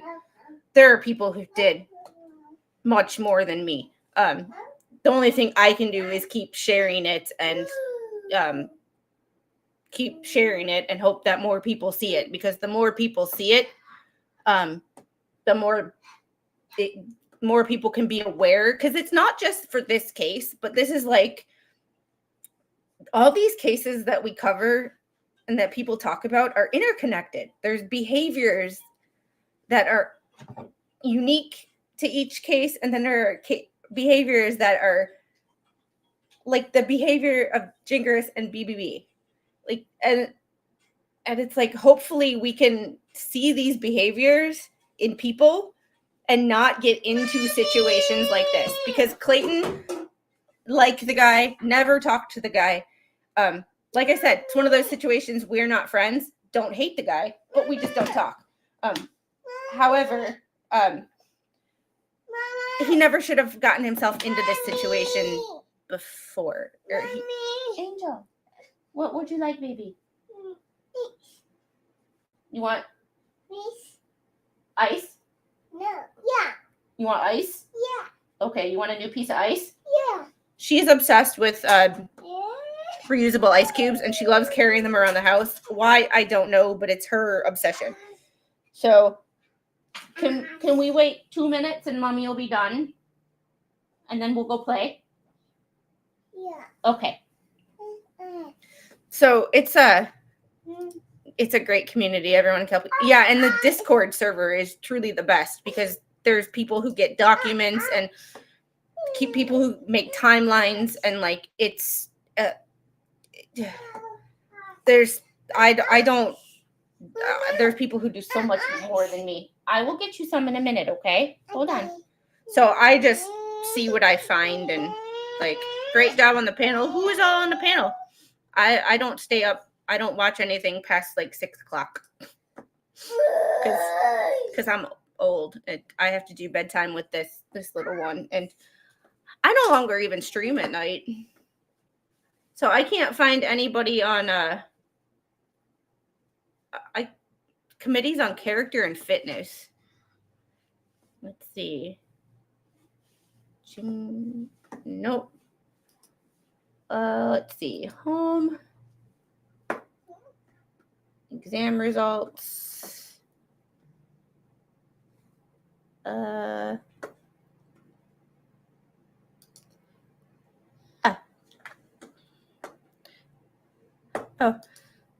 I saw you in chat. Everywhere doing so much. I've been with Tug since Dep Trial. I think you're. Oh, thank you.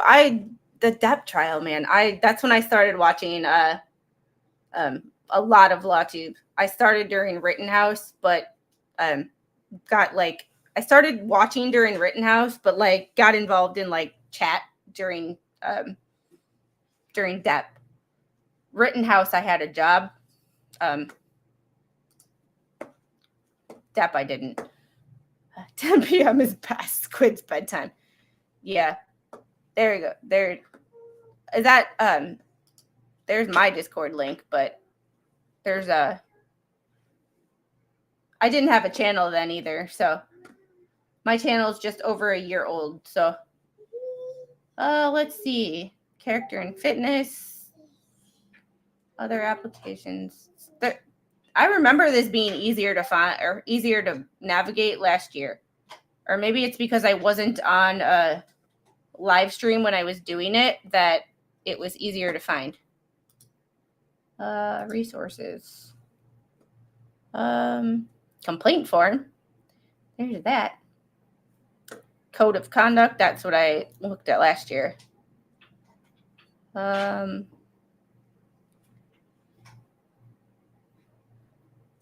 Yeah.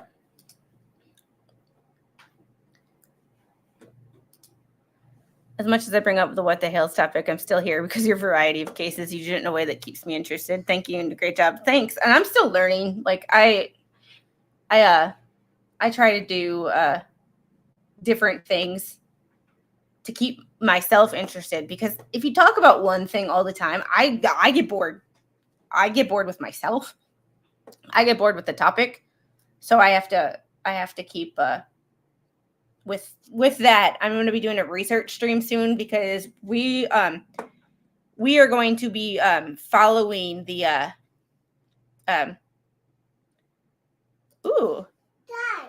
really enjoyed MG Law stream last night when he did this shooting where the guy was grabbed the cop's taser in Grand Rapids. Yes, ma'am. Hi. Oh, hi, baby. Have a hug. Yeah. Come here. Come here. Oh, thank you. Yes, now everybody hit the like button. I am going to be doing a stream soon about the rabbit hole of where the money for the NTSB has gone. Because the NTSB, the NTSB. Oh, Deborah, you're gonna hate me for this. So when I was little, I think I was in 3rd grade or 4th grade during the O.J. Simpson trial, or maybe both because it was such a long trial. We actually did mock trials of the O.J. Simpson trial on the bus in 3rd and 4th grade. So y'all were watching it on TV as adults, and I was on the bus in elementary school. Like, yeah. And my background is aviation and occupational therapy, both of which have to do roundabout ways with the law, because like the FAA, like Mr. Squid came home from work last night and he's like, the FAA is going to be at our work for the next 2 weeks. I'm like, oh, that's fun. It's interesting. It's interesting, but I like knowledge and lifelong learning. And some of these things are just like, how does this happen? How did we get here? How do we keep this from happening again?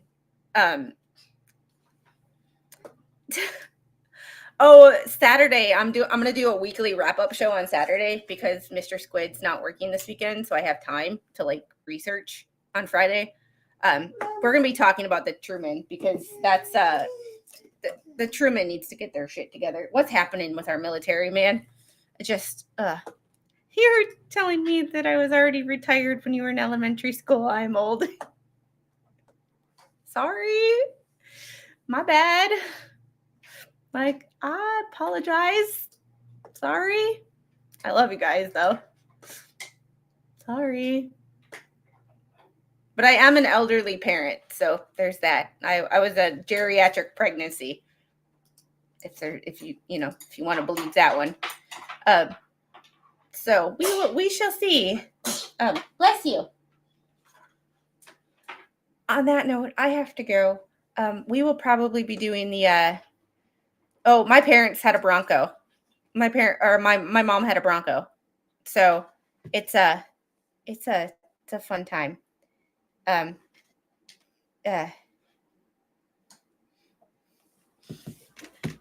It's gonna be fun. We are going to be doing a research stream. I have to talk to Spawn about when he can do more with the NTSB stuff, because he has been helping me a lot with that. He comes at it from a more Army perspective, and I come at it from a more aviation perspective, and we make it work. My model of the CRJ,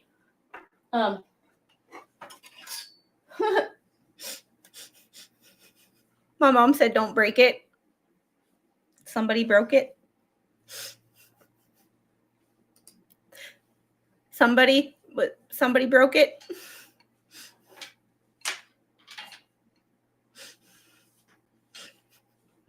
It's right here.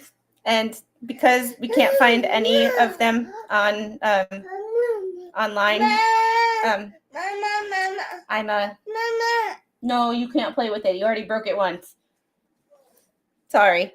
I gotta go get her. I have to go get her a new ice and lunch. I have to go to the gym. Yeah. That's a phrase that will live in infamy. I will see you guys on the next one, probably tomorrow, doing some research on where the FAA's budget goes, because it sure as shit didn't go to upgrading systems for ATC, because we wouldn't be in the shit show that we're in now.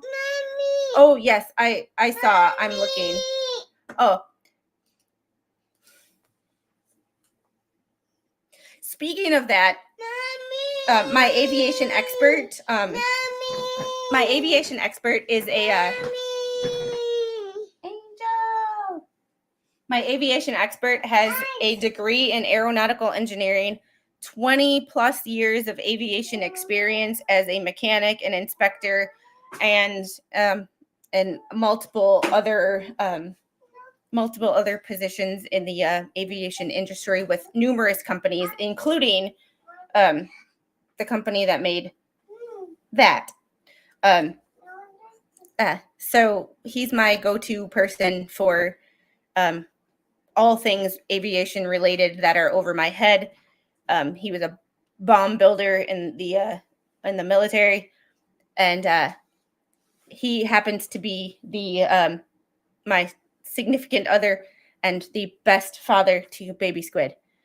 But y'all have a great day. So he is not only my aviation expert, but he is my personal aviation expert. And I, as long as, yeah, he helped me a lot. But he doesn't take any of the credit, and he doesn't think he's an expert in anything. So he's very humble at the same time. But you're going to get a burger? Yeah, I'm going to the gym because girl's down almost a kilo, and we're gonna keep that downward trend. So y'all have a great day, and I will see you guys tomorrow for the NTSB research stream. Bye, guys. Have a great day, and happy VE Day. Bye. Say bye. Bye. Ah.